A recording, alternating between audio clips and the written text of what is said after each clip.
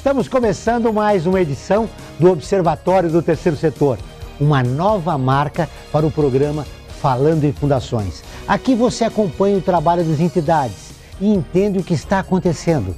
Quem são os personagens que constroem uma nova proposta de cidadania e cooperação entre sociedade, pessoas, governo e iniciativa privada. Eu sou Joel Scala e vamos estar juntos toda semana. Esperamos você aqui, participando e ajudando na construção de uma sociedade mais justa e solidária. O Observatório do Terceiro Setor está começando.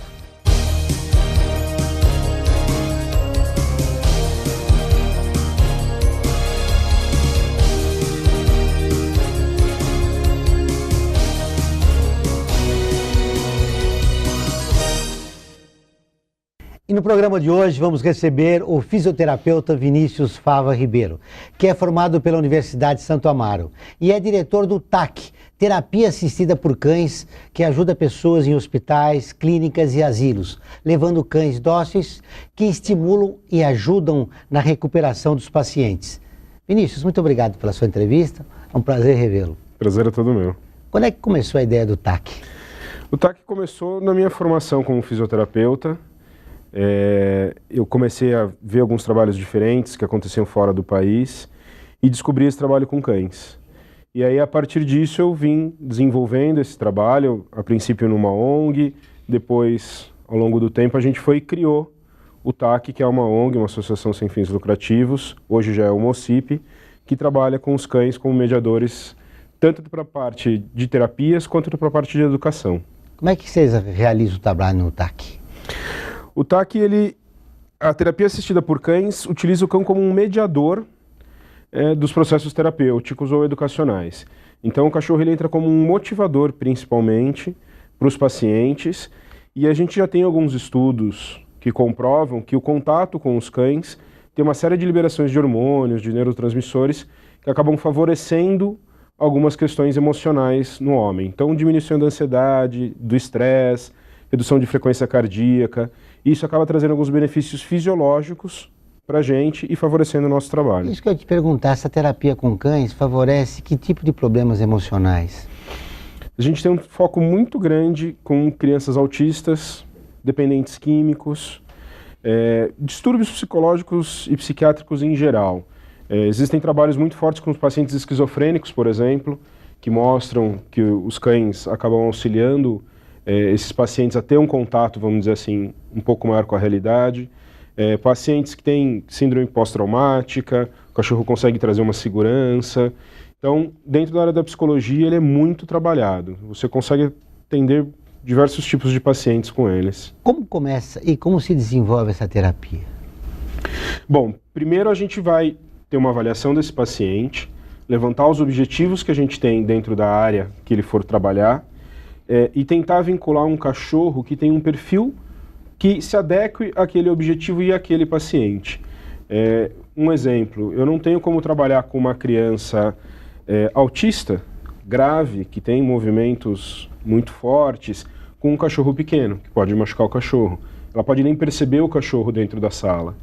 Você vai trabalhar com um cão grande, que tem um comportamento um pouco mais ativo. Então, a gente vai casar esse comportamento do animal com o que a gente quer, com o comportamento do paciente, e aí desenvolver o trabalho, a sessão. Quando é necessário que a pessoa precisa dessa terapia, mas tem medo de cachorro? A gente faz um processo de dessensibilização. Isso é muito comum com crianças que têm algum tipo de problema, né? Às vezes, as crianças que têm qualquer tipo de problema emocional ou físico podem ter uma mãe superprotetora, uma família superprotetora por trás, que acabam tendo um pouquinho de medo dos cães. A gente faz uma dessensibilização, a gente vai aproximando aos poucos o cão dessa criança e mostrando para ela que esse cachorro em especial é diferente dos cães que ela já teve contato. Então, pelo próprio exemplo desse cachorro interagindo com outras crianças, interagindo com as pessoas que atuam na sessão, a gente vai aos poucos, num certo prazo, respeitando o limite do paciente, fazendo essa dessensibilização. No caso de adultos que tiveram problemas com cães, foram mordidos, como é que é isso? Mesmo processo. Mesmo processo? Mesmo processo. O adulto ele é um pouco mais fácil, porque a gente consegue conversar e fazer que ele compreenda que esse cachorro é um cachorro diferente, né? Esses cães passam por uma avaliação comportamental muito intensa, eles possuem um treinamento extremamente rigoroso, que vão certificar que esse cachorro não vai ter nenhum tipo de ação agressiva ou que possa levar a algum problema para o paciente. Em relação à agressividade do cão, na entrevista de hoje você trouxe um cão, é uma fêmea. Essa é a Libra. É a Libra. E ela ajuda nesse tipo de terapia. Sim. Quanto demora essa terapia? Depende muito da sessão que a gente for desenvolver. Geralmente demora o tempo de uma sessão de 45, 50 minutos. Atividades em grupo, dentro da área da educação, por exemplo, podem chegar até 1 hora e 20. Né? Mas a gente nunca passa dos 60, 90 minutos, até pelo próprio cachorro. Né? Os cães eles têm um desgaste muito intenso nesse processo, nesse trabalho. Então a gente também respeita muito a condição deles e a capacidade de trabalho deles. Quando você escolhe o cão, que é o tamanho dele, dócil, depende do tipo de problema, você já disse isso. Essa escolha é também feita junto com o paciente ou você que averigua a necessidade de trazer um cão pequeno ou maior, enfim? Isso, os terapeutas que estão envolvidos, né, a equipe que acaba decidindo isso, porque a partir do momento que você entra com o cachorro na sessão, você já começa a estabelecer um vínculo com o paciente, do paciente com o cachorro. E você pode ter esse problema, né, dele estabelecer um vínculo e depois você não conseguir quebrar esse vínculo. Então é interessante você já levar o cachorro que vai trabalhar o tempo inteiro com esse paciente. E quando a pessoa cria um vínculo com o cachorro, melhora do seu problema emocional, mas tem uma ligação afetiva com o animal? Isso é trabalhado. Isso é trabalhado. A alta, vamos dizer assim, caso tenha alta, ela é trabalhado essa quebra de vínculo. Então é muito importante você ter isso também, né? A pessoa conseguir estabelecer o vínculo afetivo e aprender a quebrar o vínculo afetivo. A gente está, na nossa vida, a gente faz isso o tempo inteiro, né? A gente estabelece vínculo com pessoas, com amigos e acaba tendo que quebrar eles em alguma ocasião. Então é interessante você também trabalhar essa parte da quebra do vínculo. Essa quebra de vínculo não pode ser um problema? Mal feita, sim, pode. O benefício que você pode levar, você pode quebrar ele se você não fizer uma quebra de vínculo bem feita e bem trabalhada. Né? Uma coisa que tem que sempre deixar claro é que esse cachorro, ele não é do paciente. Ele faz parte de um trabalho. Então existe o vínculo afetivo, porém você trabalha esse vínculo. Interessante. A equipe multidisciplinar é composta de quais profissionais? No TAC nós temos pedagoga, psicopedagoga, uma zootecnista, que é especialista em comportamento de cães, que faz a parte de adestramento, uma veterinária e eu que sou fisioterapeuta, e uma psicóloga. E aí eles decidem o cão diante do problema, do diagnóstico que foi revelado pelo paciente? Isso. E esse trabalho começou há quanto tempo? Eu atuo dentro dessa área há 9 anos já. O trabalho com os cães de terapia assistida por cães, ele é muito antigo. Né? A gente tem relatos da mitologia grega, onde Asclépios, que é um dos deuses da medicina, utilizava cobras e cães como ferramentas, vamos dizer assim, de cura. No Brasil, na década de 50, a doutora Anísia da Silveira, que foi uma médica psiquiátrica do Rio de Janeiro, extremamente importante, extremamente conhecida, utilizava cães dentro do centro psiquiátrico que ela trabalhava, com os pacientes esquizofrênicos e em seu consultório seus gatos. Isso, ela usava cães, gatos e a arte, né? Fazia os pacientes... Ela foi uma das precursoras da arte-terapia, da terapia ocupacional com os pacientes psiquiátricos. Vamos saber um pouco mais desse trabalho desenvolvido pelo Vinícius, logo depois do nosso intervalo. Voltamos em seguida. Até já.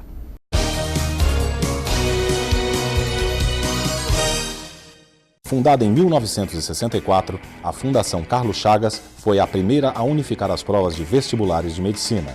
Atualmente é especializada em concursos, incluindo os públicos. Entre suas funções estão desenvolver as questões das provas, produzi-las, diversificar a matriz por aluno, distribuir com segurança, aplicar a prova, corrigir e fornecer o resultado. Atende cerca de 1 milhão de candidatos por ano. Conheça detalhadamente o trabalho da Fundação acessando o site www.fcc.org.br.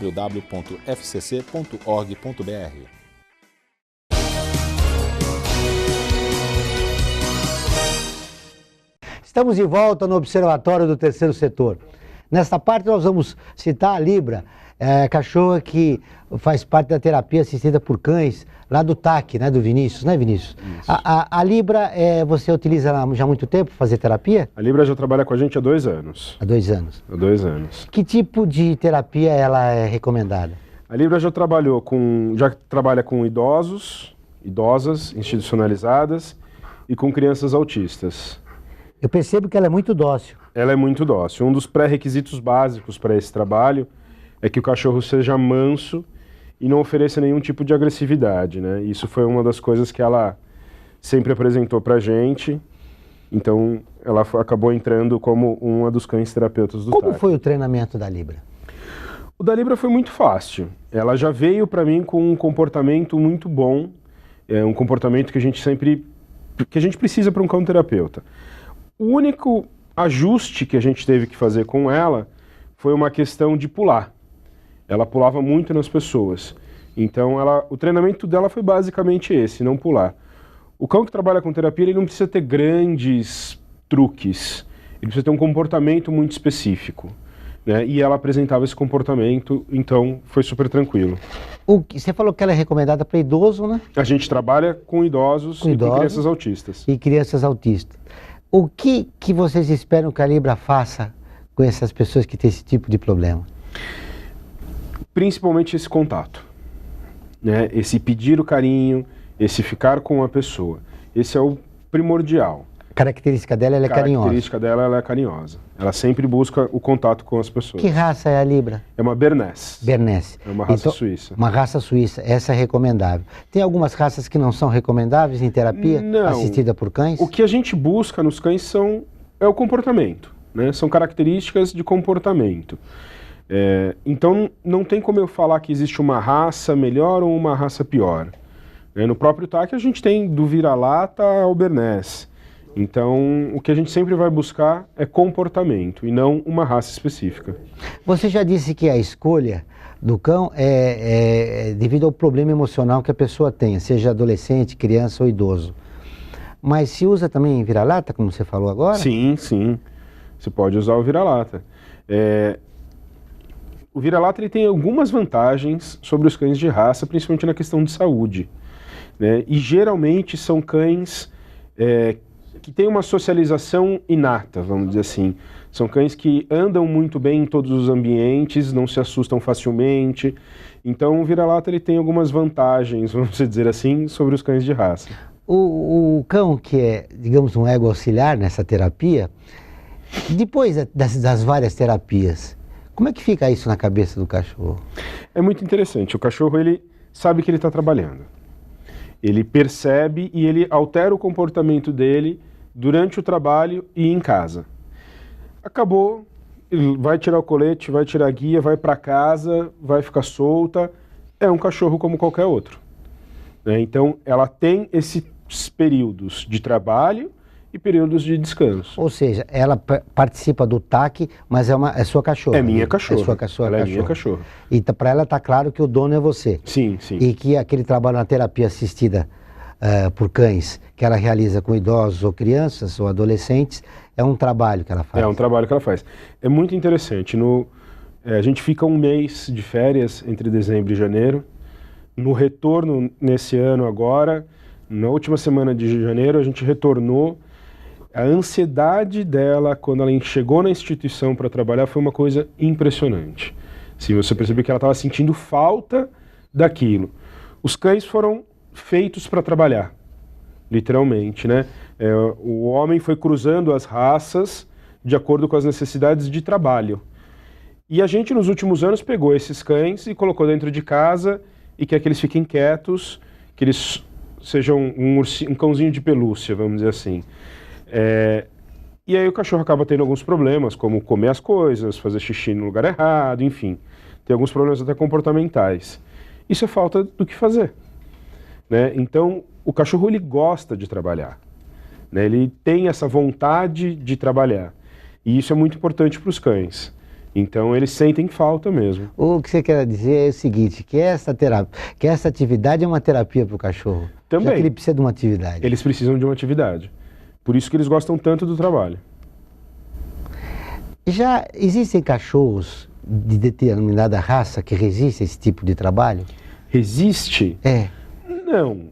Existem determinadas raças que são mais específicas para alguns trabalhos, né? Então, um exemplo, o pastor de Malinois, que é um pastor muito utilizado para guarda, é uma raça de guarda, tem uma necessidade de morder muito forte, e não, quando eu falo morder, não é morder a pessoa, mas, né, o ato de morder.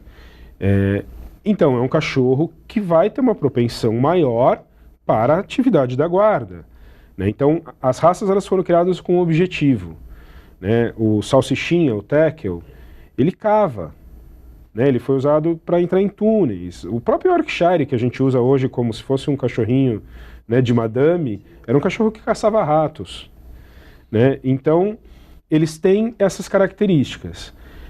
Os cães de companhia, os retrievers, eles têm características de mais afetividade com o homem, de ficar mais próximo. Então eles acabam tendo uma propensão maior para o trabalho com o homem, no caso da parte da terapia. Nossa, 90% dos cachorros não têm as suas características reconhecidas, né? Não. Aí que vem os problemas, né? É aquilo lá, você escolhe a raça geralmente pela aparência, né? Então o Border Collie. O Border Collie é uma raça considerada uma raça mais inteligente. Por que ele é considerado a raça mais inteligente? Porque é uma raça de trabalho, assim, fortíssimo. E aí você pega um cachorro que é ligado no 220, vamos dizer assim, extremamente ativo, que corria atrás de ovelha o dia inteiro, né? A raça foi criada para pastoreio de ovelhas, coloca ele dentro de um apartamento. Aí complica.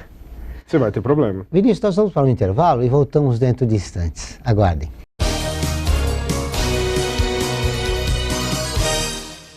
Fundada em 1964, a Fundação Carlos Chagas foi a primeira a unificar as provas de vestibulares de medicina. Atualmente é especializada em concursos, incluindo os públicos. Entre suas funções estão desenvolver as questões das provas, produzi-las, diversificar a matriz por aluno, distribuir com segurança, aplicar a prova, corrigir e fornecer o resultado. Atende cerca de 1 milhão de candidatos por ano. Conheça detalhadamente o trabalho da Fundação acessando o site www.fcc.org.br.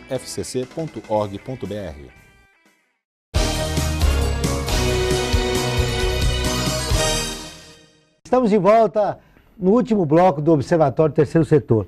Aqui no intervalo eu estava me deliciando aqui com a Libra, estava perguntando para ela, estava dizendo a ela que eu sou estressado, que tipo de problema, que já ajuda, né? Que tipo de ajuda ela podia me dar.